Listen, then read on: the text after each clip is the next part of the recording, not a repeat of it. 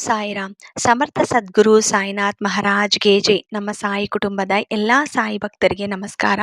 ಸಾಯಿ ಆಶೀರ್ವಾದ ಸದಾ ನಿಮ್ಮ ಮೇಲೆ ಇರಲಿ ಅಂತ ಬಾಬಾಗೆ ಬೇಡ್ಕೊಂತ ಇವತ್ತಿನ ವಿಡಿಯೋ ಶುರು ಮಾಡ್ತಾ ಇದ್ದೀನಿ. ಇವತ್ತಿನ ವಿಡಿಯೋದಲ್ಲಿ ಸಾಯಿ ಏನು ಹೇಳ್ತಾ ಇದ್ದಾರೆ ಅಂದರೆ, ಮಗು, ನೀನು ಗೆಲ್ಲುವ ಸಮಯ ಬಂತು. ಶಿರಡಿಯಿಂದ ನೇರವಾಗಿ ಬರ್ತಾ ಇದ್ದೀನಿ. ಈ ಶುಭ ವಾರ್ತೆ ಸ್ವೀಕರಿಸಿ. ನಿನಗೋಸ್ಕರ ನಾನು ಅಲ್ಲಿಂದ ಬರ್ತಾ ಇದ್ದೀನಿ. ಈ ಶುಭವಾರ್ತೆ ನಿನ್ನ ಜೀವನದಲ್ಲಿ ಖಂಡಿತ ಸಂತೋಷವನ್ನು ಕೊಡುತ್ತೆ. ಈಗ ಏನು ಕಷ್ಟಗಳನ್ನು ಅನುಭವಿಸ್ತಾ ಇದೆಯೋ ಅದೆಲ್ಲ ಕೂಡ ದೂರ ಆಗುವ ಒಳ್ಳೆಯ ದಾರಿಯನ್ನು ತಂದಿದ್ದೀನಿ. ಇದರಲ್ಲಿ ನೀನು ನಡೆಸುತ್ತಾ ಹೋದರೆ ಖಂಡಿತ ನಿನಗೆ ಸಂತೋಷವ ಕಾಲ ಆರಂಭವಾಗುತ್ತದೆ. ಸಾಯಿಯಪ್ಪ, ನಾನು ಯಾರಿಗೂ ಕೆಟ್ಟದು ಮಾಡಲಿಲ್ಲ ಇದುವರೆಗೂ. ಹಾಗಿದ್ರೂ ನನಗೆ ಇಷ್ಟು ಕಷ್ಟಗಳು, ಇಷ್ಟು ಪರೀಕ್ಷೆಗಳು ಏನಕ್ಕೆ ಅಂತ ನೀನು ಪ್ರಶ್ನೆ ಕೇಳಬಹುದು. ನೆನಪಿರಲಿ, ದೇವರು ಪರೀಕ್ಷಿಸೋದು ತನ್ನಿಂದ ದೂರ ಇರುವವರನ್ನು ಅಲ್ಲ, ತನ್ನ ಮೇಲೆ ನಂಬಿಕೆ ಇಟ್ಟವರನ್ನು ಮಾತ್ರ. ಒಂದು ಬೀಜ ನೆಲದೊಳಗೆ ಹೊಳಪಟ್ಟಾಗ ಅದು ಯೋಚಿಸುತ್ತದೆ, ನನ್ನ ಜೀವನ ಮುಗಿದೇ ಹೋಯ್ತೇನೋ. ಆದರೆ ಕೆಲವೇ ದಿನಗಳ ನಂತರ ಅದೇ ಬೀಜ ಮರವಾಗಿ ಬೆಳೆಯುತ್ತದೆ. ಹಾಗೆಯೇ ಇಂದು ನೀನು ಅನುಭವಿಸುತ್ತಿರುವ ಕಷ್ಟವು ನಿನ್ನ ಅಂತ್ಯವಲ್ಲ, ಅದು ನಿನ್ನ ಹೊಸ ಜೀವನದ ಆರಂಭ. ನೀನು ಕಳೆದುಕೊಂಡ ಹಣ ಮರಳಿ ಬರುತ್ತೆ, ಕಳೆದುಕೊಂಡ ಗೌರವ ಮತ್ತೆ ಸಿಗಬಹುದು. ಆದರೆ ಕಳೆದುಕೊಂಡ ನಂಬಿಕೆ ಮರಳಿ ಬರಲು ಸಮಯ ಬೇಕು. ಅದಕ್ಕೆ ತಾಳ್ಮೆ ಇರಬೇಕು. ಇವತ್ತು ಈ ಗುರುವಾರ ದಿನ ನಾನು ಸ್ವತಃ ಶಿರಡಿಯಿಂದ ನಿನಗೋಸ್ಕರ ಬರ್ತಾ ಇದ್ದೀನಿ. ನಿಮ್ಮ ಮನೆ ಬಾಗಿಲಿಗೆ ಬಂದಿದ್ದೀನಿ. ನಿಮ್ಮ ಜೀವನದಲ್ಲಿ ಏನು ಕಷ್ಟಗಳು ನಡೀತಾ ಇದೆಯೋ ಅದೆಲ್ಲ ಕೂಡ ದೂರ ಮಾಡೋಕ್ಕೆ ಒಂದು ಅವಕಾಶವನ್ನು ಕೊಡ್ತಾ ಇದ್ದೀನಿ. ಮಗು, ಏನೇ ಕಷ್ಟ ಬಂದರೂ ಮೊದಲು ನಿನ್ನ ಸಾಯಿ ಇದ್ದಾರೆ ಅನ್ನೋದು ಮರೆಯಬೇಡಿ. ನಿನ್ನ ಕಷ್ಟಕ್ಕೆ ಯಾರೂ ಇಲ್ಲ ಅಂತ ಅನ್ಕೋಬೇಡಿ, ನಾನಿದ್ದೀನಿ, ನಿನ್ನ ಸಾಯಿ ಇದ್ದಾರೆ. ಪ್ರತಿದಿನ ನೀನು ಇಷ್ಟಪಟ್ಟು ಆರಾಧನೆ ಮಾಡುವಂತ ಭಗವಂತ ಇದ್ದಾರೆ, ನಿನ್ನ ಜೊತೆನೇ ಇದ್ದಾರೆ. ನಿನ್ನ ಸುತ್ತು ಏನ್ ನಡೀತಾ ಇದೆಯೋ ಅದೆಲ್ಲ ಕೂಡ ನೋಡ್ತಾನೆ ಇದ್ದಾರೆ. ನೀನು ಚಿಂತೆ ಮಾಡಬೇಡಿ. ನಿನ್ನ ಕರ್ತವ್ಯನ ಯಾವತ್ತೂ ಬಿಡಬೇಡಿ. ನೀನೇನ್ ಮಾಡಬೇಕು ಅಂತ ಇದೆಯೋ, ನಿನ್ನ ಮನಸ್ಸು ಏನ್ ಮಾಡಬೇಕು ಅಂತ ಅನಿಸುತ್ತೋ ಅದನ್ನೇ ಮಾಡಕ್ಕೆ ಹೋಗಿ. ಅದ್ರ ಬಿಟ್ರೆ ನೀನು ಯಾರೋ ಹೇಳಿದ್ದನ್ನ ನೀನು ಮಾಡಕ್ಕೆ ಹೋದ್ರೆ ಖಂಡಿತ ಅದರಲ್ಲಿ ಮೋಸಗೊಳ್ಳುತ್ತೀಯ. ಅದರಿಂದ ಮೊದಲು ನಿನ್ನ ವಿಶ್ವಾಸವನ್ನು ಕಾಪಾಡಿಕೋ. ಕೆಲವರು ನಿನ್ನನ್ನು ನೋಡಿ ನಗುತ್ತಾರೆ, ಇವನಿಂದ ಏನೂ ಆಗೋದಿಲ್ಲ ಎಂದು ಹೇಳುತ್ತಾರೆ. ಅವರ ಮಾತುಗಳಿಗೆ ಉತ್ತರ ಕೊಡಲು ಹೋಗಬೇಡ. ನಿನ್ನ ಯಶಸ್ಸೇ ಅವರಿಗೆ ಉತ್ತರವಾಗಲಿ. ಮಗು, ನಾನು ನಿನ್ನ ಜೊತೆ ಇದ್ದಾಗ ನಿನಗೆ ಯಾರ ಅನುಮತಿಯೂ ಬೇಕಾಗಿಲ್ಲ. ನೀನು ಮೌನವಾಗಿ ಶ್ರಮಿಸು, ನಾನು ಕೂಡ ಮೌನವಾಗಿ ಆಶೀರ್ವದಿಸುತ್ತೇನೆ. ನೀನು ನಿನ್ನ ಸಾಯಿ ಮೇಲೆ ಪೂರ್ತಿ ವಿಶ್ವಾಸ, ನಂಬಿಕೆ ಇಟ್ಕೋ. ಪ್ರತಿದಿನ ನಿನ್ನ ಜೀವನದಲ್ಲಿ ಒಂದು ಹೊಸ ಬೆಳಕು ಆರಂಭವಾಗುತ್ತದೆ. ಮಗು, ನೀನು ನಿನ್ನ ಜೀವನವನ್ನು ಇತರರೊಂದಿಗೆ ಹೋಲಿಸುವುದನ್ನು ಹಿಂದೆ ನಿಲ್ಲಿಸು. ಒಂದೇ ತೋಟದಲ್ಲಿ ಅರಳುವ ಹೂಗಳಿಗೂ ಒಂದೇ ಸಮಯ ಇರೋದಿಲ್ಲ. ಕೆಲವು ಬೆಳಿಗ್ಗೆ ಅರಳುತ್ತವೆ, ಕೆಲವು ಸಂಜೆ ಅರಳುತ್ತವೆ. ಆದರೆ ಎಲ್ಲ ಹೂಗಳಿಗೂ ತಮ್ಮದೇ ಆದ ಸೌಂದರ್ಯ ಇರುತ್ತದೆ. ಹಾಗೆಯೇ ದೇವರು ಪ್ರತಿಯೊಬ್ಬರ ಜೀವನಕ್ಕೂ ತನ್ನದೇ ಆದ ಸಮಯವನ್ನು ನಿಗದಿಪಡಿಸಿದ್ದಾನೆ.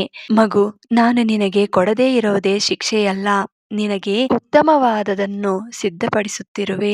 ಅವಸರದಲ್ಲಿ ಸಿಗುವ ಆಶೀರ್ವಾದಕ್ಕಿಂತ ಸರಿಯಾದ ಸಮಯದಲ್ಲಿ ಸಿಗುವ ಆಶೀರ್ವಾದ ಜೀವನವನ್ನೇ ಬದಲಾಯಿಸುತ್ತದೆ. ಇಂದು ಹಲವರು ಹಣಕ್ಕಾಗಿ ಓಡಿತಿದ್ದಾರೆ, ಆದರೆ ಮನಸ್ಸಿನ ಶಾಂತಿ ಕಳೆದುಕೊಂಡಿದ್ದಾರೆ. ದೊಡ್ಡ ಮನೆ ಕಟ್ಟಿದರೆ, ಆದರೆ ಆ ಮನೆಯಲ್ಲಿ ನಗುವಿನ ಶಬ್ದ ಕಡಿಮೆಯಾಗಿದೆ. ಮಗು, ಸಂಪತ್ತಿಗಿಂತ ಸಂತೋಷ ದೊಡ್ಡದು, ಹಣಕ್ಕಿಂತ ಮನಸ್ಸಿನ ನೆಮ್ಮದಿ ಅಮೂಲ್ಯ. ನಿನ್ನ ಮಾತುಗಳಿಂದ ಯಾರಾದರೂ ನೋವಾಗಿದ್ದರೆ ಕ್ಷಮೆ ಕೇಳು. ನಿನ್ನಿಂದ ಯಾರಿಗಾದರೂ ಸಹಾಯವಾಗಬಹುದಾದರೆ ತಕ್ಷಣ ಮಾಡು. ಒಳ್ಳೆಯ ಕೆಲಸಕ್ಕೆ ನಾಳೆ ಎಂದು ಹೇಳಬೇಡ. ಮಗು, ಮುಚ್ಚಿದ ಬಾಗಿಲನ್ನು ನೋಡುತ್ತಾ ಅಳುವಷ್ಟು ಸಮಯವನ್ನು ದೇವರು ತೆರೆಯುವ ಹೊಸ ಬಾಗಿಲನ್ನು ಕಾಣುವುದಕ್ಕೆ ಬಳಸಿಕೋ. ನಿನ್ನ ಜೀವನದಲ್ಲಿ ತಡವಾಗುತ್ತದೆ ಎಂದು ದುಃಖ ಪಡಬೇಡಿ. ಬೀಜ ಬಿತ್ತಿದ ತಕ್ಷಣ ಮರ ಬೆಳೆಯೋದಿಲ್ಲ.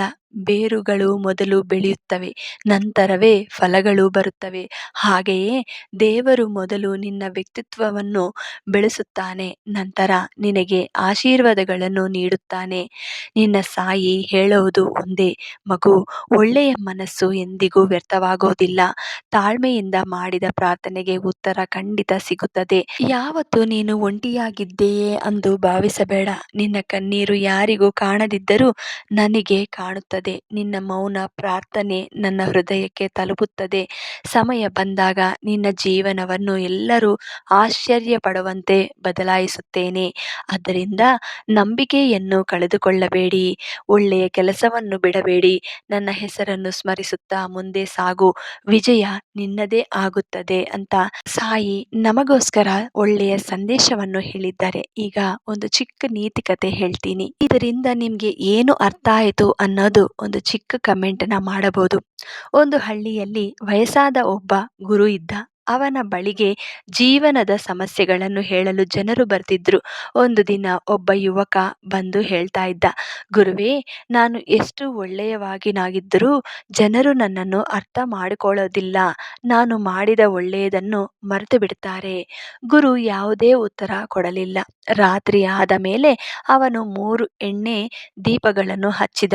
ಮೊದಲು ದೀಪವನ್ನು ಮನೆಯ ಒಳಗೆ ಇಟ್ಟನು, ಎರಡನೆಯ ದೀಪವನ್ನು ಕಿಟಕಿಯ ಹತ್ತಿರ ಇಟ್ಟನು, ಮೂರನೆಯ ದೀಪವನ್ನು ರಸ್ತೆ ಬದಿಯಲ್ಲಿ ಇಟ್ಟನು. ಸ್ವಲ್ಪ ಸಮಯದ ನಂತರ ಗುರು ಯುವಕನನ್ನು ಕೇಳಿದ, ಮಗು, ಯಾವ ದೀಪ ಹೆಚ್ಚು ಜನರಿಗೆ ಬೆಳಕು ಕೊಟ್ಟಿತು ಅಂತ ಕೇಳಿದ. ಯುವಕ ಹೇಳ್ದ, ಹೊರಗೆ ಇಟ್ಟ ದೀಪ, ಅದು ದಾರಿಯಲ್ಲಿ ಹೋಗುವ ಎಲ್ಲರಿಗೂ ಬೆಳಕು ಕೊಟ್ಟಿತು ಅಂತ ಹೇಳ್ದ. ಗುರು ಸಮಾಧಾನ ಕೊಟ್ರು. ಆದರೆ ಗಮನಿಸಿದ್ದೀಯಾ, ಅದೇ ದೀಪಕ್ಕೆ ಹೆಚ್ಚು ಗಾಳಿ ಬಂತು, ಹೆಚ್ಚು ಧೂಳು ಬಿತ್ತು, ಹಾಗೆಯೇ ಹೆಚ್ಚು ಕೀಟಗಳು ಬಂದುವು. ಯುವಕ ಆಶ್ಚರ್ಯದಿಂದ ನೋಡ್ದ. ಗುರು ಹೇಳಿದ್ರು, ಜೀವನವು ಹೀಗೆ. ಹೆಚ್ಚು ಜನರಿಗೆ ಉಪಕಾರ ಮಾಡುವವನ್ನು ಹೆಚ್ಚು ಜನ ಟೀಕಿಸುತ್ತಾರೆ, ಆದರೆ ಅವನ ಬೆಳಕು ಕಡಿಮೆಯಾಗೋದಿಲ್ಲ. ನಿನ್ನ ಕೆಲಸ ಬೆಳಕು ಕೊಡುವುದು. ಜನರು ನಿನ್ನ ಬಗ್ಗೆ ಏನು ಹೇಳುತ್ತಾರೆ ಎಂಬುದು ಅವರ ಸ್ವಭಾವ. ನೀನು ಒಳ್ಳೆಯವನಾಗಿ ಉಳಿಯೋದು ನಿನ್ನ ಸ್ವಭಾವ. ಆ ದಿನದಿಂದ ಯುವಕ ಯಾರ ಪ್ರಶಂಸೆಯನ್ನು ಕಾಯಲಿಲ್ಲ. ಅವನು ಮೌನವಾಗಿ ತನ್ನ ಒಳ್ಳೆಯ ಕೆಲಸವನ್ನು ಮುಂದುವರಿಸಿದ.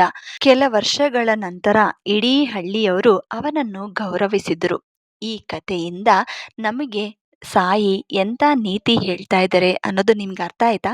ಒಳ್ಳೆಯ ಕೆಲಸ ಮಾಡುವವರಿಗೆ ಟೀಕೆ ಬರುವುದು ಸಹಜ, ಆದರೆ ಸೂರ್ಯನ ಬೆಳಕು ಕೊಡೋದನ್ನು ಯಾರ ಮಾತಿಗೂ ನಿಲ್ಲಿಸೋದಿಲ್ಲ. ಹಾಗೆಯೇ ಸಾಯಿ ಭಕ್ತನು ಜನರ ಮಾತಿನಿಂದ ಅಲ್ಲ, ತನ್ನ ಒಳ್ಳೆತನದಿಂದ ಬದುಕಬೇಕು. ಮಗು, ಜನರ ಚಪ್ಪಾಳೆಗಾಗಿ ಒಳ್ಳೆಯವನಾಗಬೇಡ, ನನ್ನ ಆಶೀರ್ವಾದಕ್ಕಾಗಿ ಒಳ್ಳೆಯವನಾಗು.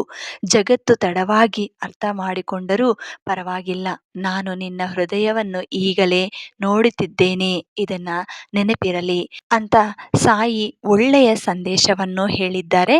ಈ ಸಂದೇಶವನ್ನು ಎಲ್ಲರೂ ಸಾಯಿ ಭಕ್ತರಿಗೆ ಹಂಚಿ. ಈ ಸಂದೇಶ ಇಷ್ಟ ಆಯಿತು ಅಂದರೆ ಎಲ್ಲರೂ ಶ್ರದ್ಧೆ ಸಬೂರಿ ಅಥವಾ ಓಂ ಸಾಯಿರಾಮ್ ಅಂತ ಕಮೆಂಟ್ ಮಾಡಿ. ಮತ್ತೆ ಇನ್ನೊಂದು ವಿಡಿಯೋದಲ್ಲಿ ಭೇಟಿ ಆಗ್ತೀನಿ. ಅಲ್ಲಿವರೆಗೂ ನಮಸ್ಕಾರ. ಸರ್ವೇ ಜನ ಸುಖಿನೋ ಭವಂತು. ಜೈ ಸಾಯಿರಾಮ್.